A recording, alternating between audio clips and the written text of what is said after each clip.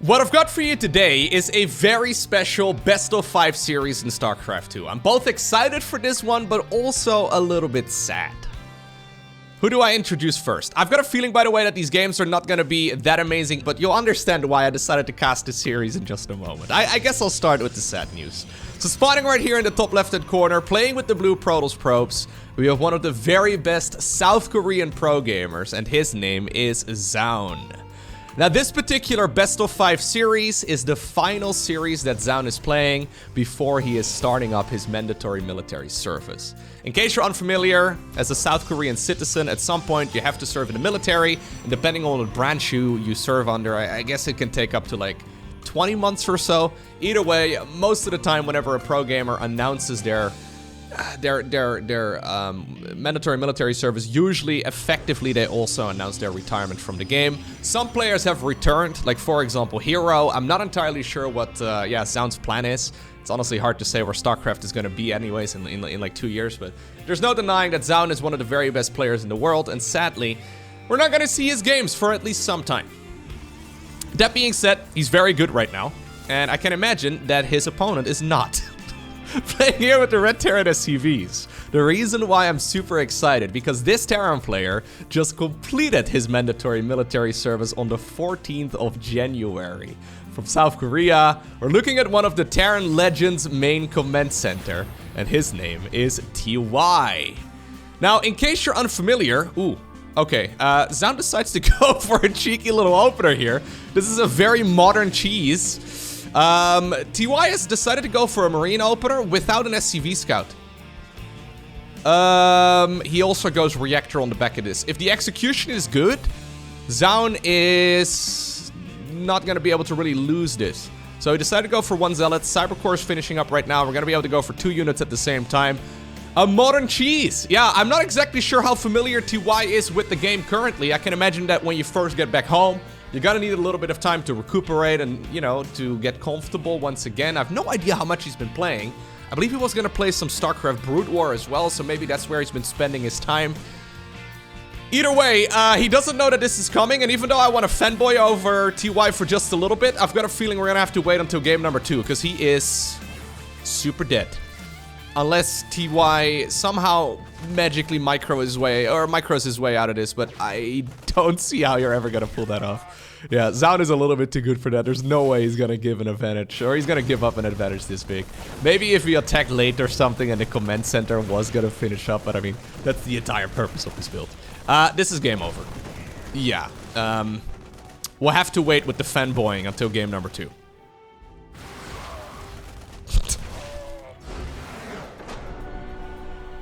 Yeah, I have no idea if this series is going to be competitive whatsoever, but I want to cast it anyways, just because it's a little bit special. So, as far as I've gathered, this is the very first tournament match that TY is playing once again, and you know what? This SCV Scout, it's way too early for, well, I said SCV Scout. I think it's way too early for scouting. There's no way.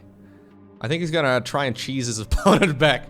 Okay, so just on the off chance that you are relatively new to StarCraft 2, I mean, first off, welcome. Thank you very much for watching the content. I much appreciate it. But TY is an absolute legend. This guy has basically won it all. He's won multiple GSLs. He won an SSL. He won a WESG for like $200,000. He won IEM Katowice for like another $100,000. And overall, in tournament earnings alone, he has earned roughly 700 grand. So definitely not bad whatsoever. Zaun is scouting across the map right now. He's decided to go for a gateway right over here on the high ground. If this barracks is going to be unscouted, this can definitely deal a lot of damage. But that probe scout is super nice. Oh no. Zaun is going to check. Zaun has absolutely no chill. Yeah, Zaun is ready to go out with a bang, okay? He does not want to get cheesed here. He is the cheeser. He is not the cheeseth. That barracks is not going to finish. And with that, definite advantage right here for Zaun. Yeah. That makes this all a little bit difficult. Anyways, TY's stories though it's just one of my favorites because it's so absurd, right? So if you used to watch StarCraft Brood War back in the day, you may remember a player who went by the idea of Baby. That is the Brood War idea that TY played under when he was, well, quite literally just a baby. Okay, not quite literally, he wasn't literally a baby, but he pretty much was.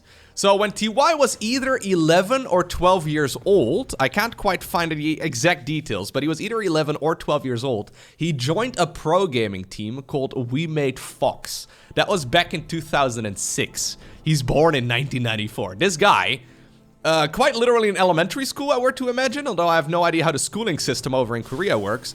This guy, definitely the coolest kid in my class, if, you know, he was in my class. Yeah, he was already a professional gamer at the age of 11 or 12. At least he was regarded to be very good already, which is absolutely insane. Well, with the release of StarCraft 2, he changed his nickname to TY. He basically won all of that stuff that I just mentioned, and we'll see if he, yeah, still has it.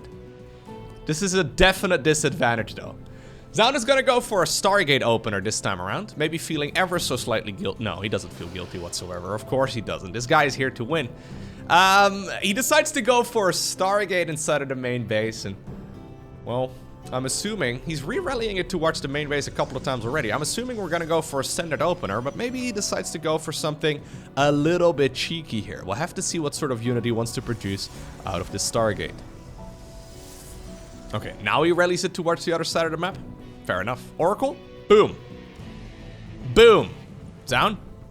Zaun, you gotta... Okay. Oh, Phoenix. Alright, interesting. So, then why do we re-rally it over there? I guess to lift up, ooh, a potential Hellion or something along those lines? The very least, TY did get a nice little scout off the main base, and at least he now saw that there was a Phoenix on the production there, so that's at least quite decent. But there's no denying, though, that this is not really going his way. You may think that, well, he only lost a little bit, right? He only lost a little bit of time right there with the comments, or sorry, with the proxy barracks that was building on the other side of the map. The thing is, if you look right now at the supply counts, it's already heavily reflecting the difference. So, as this game goes on, Zaun is just gonna have more income. And playing StarCraft 2 from behind is incredibly difficult in the first place, especially when you're a little bit rusty and your opponent is, well, at the top of their game. Ay, ay, ay, ay, ay. Doesn't even need the Phoenix. Yeah, he decides to lend the Viking right now, so at least that's something. But now the Viking once again back up in the air. That means, okay, the Widowmine at least fires. That means that these adepts can continue their work for a little bit longer. It does take 3 of those shots to properly kill them, but there's no denying that this is rubbing salt in the wound. My god. Yeah, this may be the most one-sided series I'll be casting the entire year. It's okay. It's alright. Okay, we're going for a unit that has changed a little bit. That is rather interesting to me, though. So I'm not exactly sure how familiar TY is with the game, right? So he decides to go for a Cyclone opener here. So the Cyclone opener against Terran, or sorry, against Protoss is not necessarily the most popular. For good reason, because generally it is not regarded as particularly good. Then again, though, you can deal a lot of damage with a build like this. The problem is when you're facing off against Phoenixes, you can't really make a move out until quite a bit later. You really do need a reasonable amount of units to properly contest this. We only have a handful of Phoenixes, but yeah, you can't really assume that it's only gonna be 2 of them, right? Usually there's gonna be multiples. TY does decide to go for an attack right now. That is a little bit risky. Proxy gateway here on the other side of the map as well, as Zaun is ready to pile on the pressure. This is something that's spotted by TY right away. He was gonna go for a move out himself. Okay, now decides to return. Well, okay. He wanted to return with his entire army, and then he decided better of it. Second proxy pylon a little bit further up north as well, because I think Zaun must have noticed that he got spotted. Either way, how much damage can we really do? Viking decides to land, immediately gets shot down. Blink is not finished yet. It's gonna finish in just a couple of seconds. Excellent control here from our Protoss player. Yeah, he wants to wait until Blink is done. Okay, now Blink is finished. Now we can go for the cute little micro trick. Not even needed. Anyways, at least the proxy pylon here, the very first one, it will get shut down. But there's another one a little bit further up north, and that's what Zaun is going to use right now to reinforce. Widowmine here, not really dealing all that much damage either. I mean, at least it got, you know, some damage done on that one Phoenix, it seems. Okay, good control right here by Zaun, blinking forward. Bunker is not done just yet.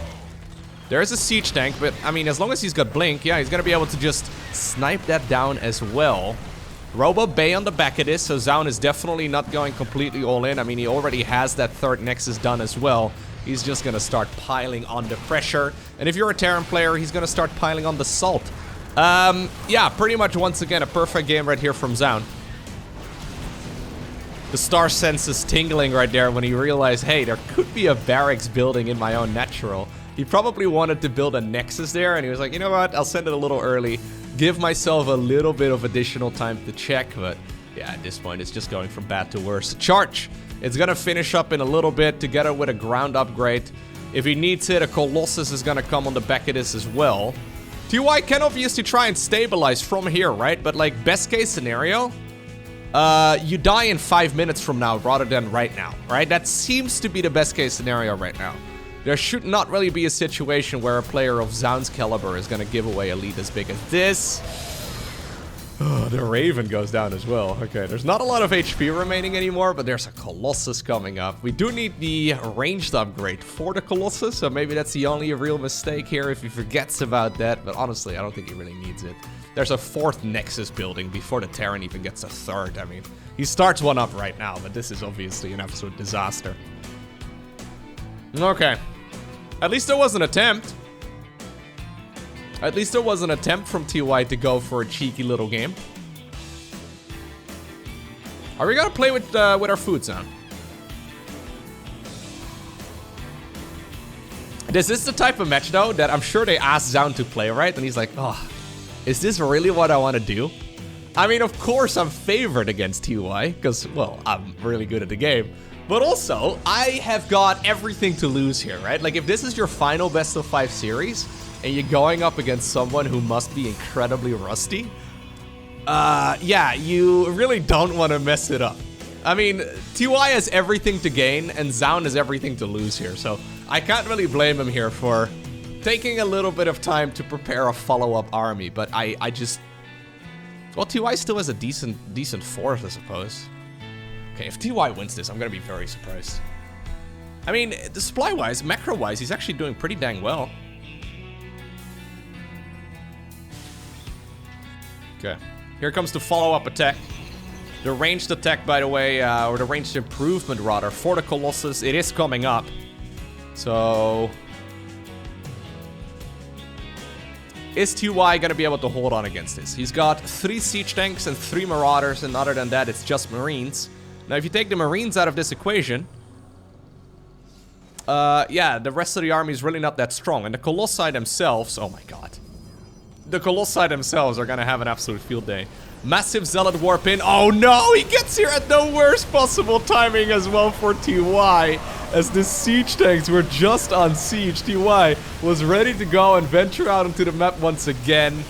There's even an hallucinated Archon just to make things even worse. GG is called as Zaun wins game number 2. Alright, next up, we find ourselves on Neoumanity.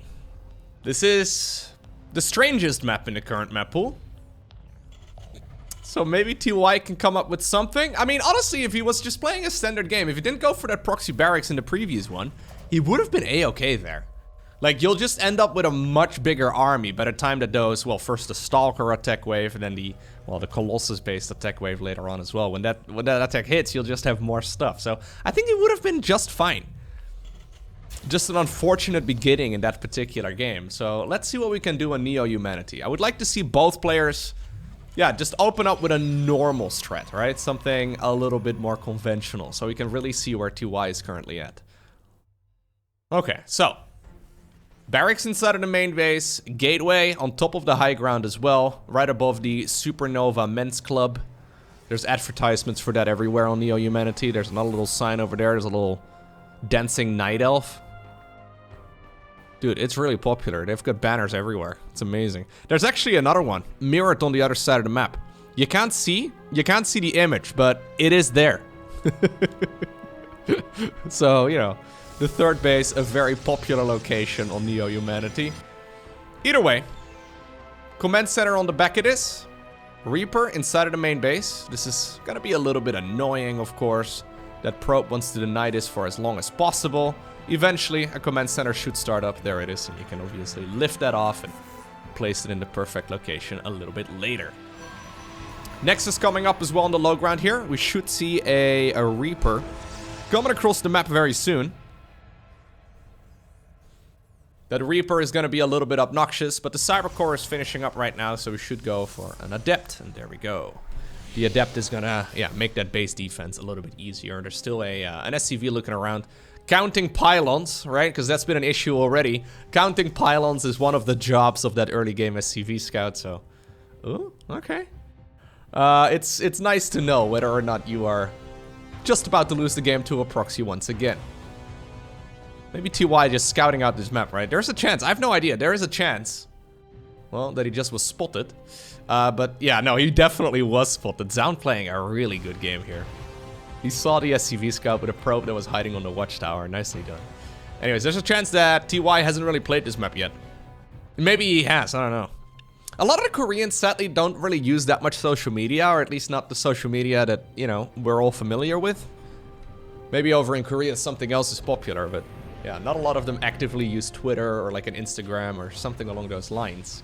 There was a post by TY on his Instagram about him completing his mandatory service, but I think it'd be smart if they, they decided on one platform that would be nice to communicate with fans with as well, because I think a lot of people would like to know what their plans are. Either way,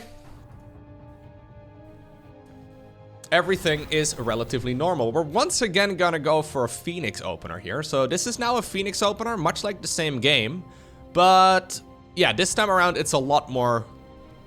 it's a lot closer, right? So there's no advantage here for one player, really. I mean, other than the fact that Zound is more comfortable with the game right now, but there's really no obvious advantage here for either player. It's a triple Rex start here for TY, so this is a build that we don't see as often. We do need to go for the combat shields upgrade, which I'm hoping we're gonna see start up right now.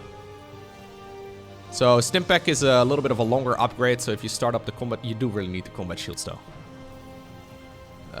You do really need the combat shields upgrade in order to, oh no. Oh no. He's got the Tech Labs hotkey or something. We see him flashing over it all the time.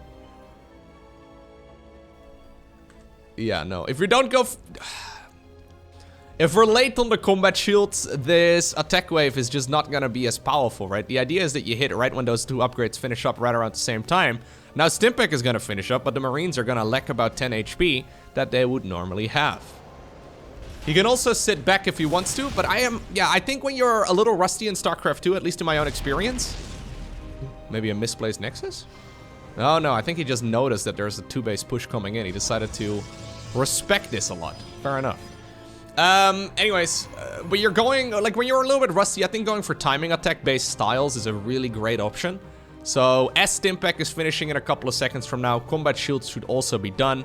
You can go for the concussive shells research in one of these two if you want to, but anyways. Reinforcing units are gonna get picked off pretty quickly here by those Phoenixes.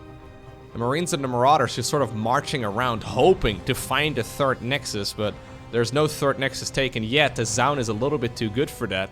He decides to go for an additional gateway, he decides to go for a Robo Bay right now as well, and pushing into a, turtled up 2-base Protoss. Not really necessarily the plan that TY had in this match. Okay, so instead we're gonna march back home. The March of Shame. Yeah, they have their shields now, but it's a little bit later than we ideally want them. Command Center is gonna start up.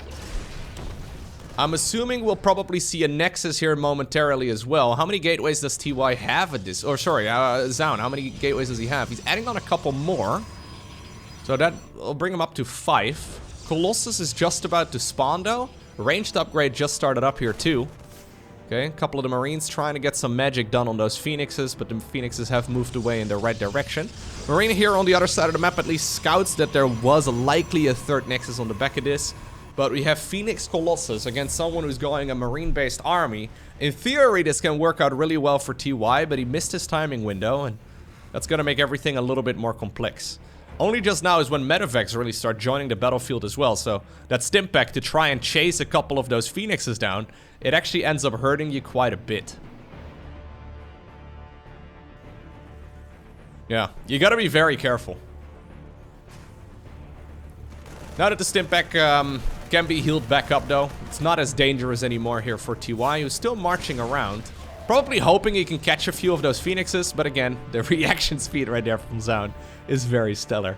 One thing to keep in mind in StarCraft 2 is you continuously have players getting better and better and better, right? This is very obvious, especially if you watch StarCraft 2, even if it's just from like 4 years ago.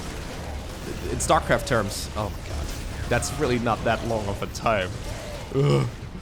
Yeah, in StarCraft terms, 4 years, it sounds like a long time, right? Because other esports have come and gone within that time window. With StarCraft, though, in particular, this game has been around for such a long while already. Anyways, what I'm getting at is that if you compare games from 4 years ago, if you compare the skill level from 4 years ago to what we have these days, it is a noticeable difference. So if you don't play for some time, the competition will get noticeably better. Like, if Zaun played like this back in 2016, he would win literally everything. My god. Oh my god, I didn't quite realize yet that he's only lost 1 probe. A near flawless game so far here for Zaun. I guess he was forced to cancel something. Oh yeah, he was forced to cancel his own Nexus. He's lost basically nothing up to this moment. Well, he's gonna have to lose a little bit more now as he decides to push into this choked up position. Okay, well, the Stalkers, or sorry, the Phoenixes here are lifting up a couple of the tanks. There's one more tank here in the back. That one will also get lifted. And yeah, the Colossus, the Stalkers, the Immortal, it just all deals too much damage. Zaun, a little bit too good. And it seems to me that he is winning his final Best-of-5 series comfortably, 3-0. But at the very least, we know that TY is back.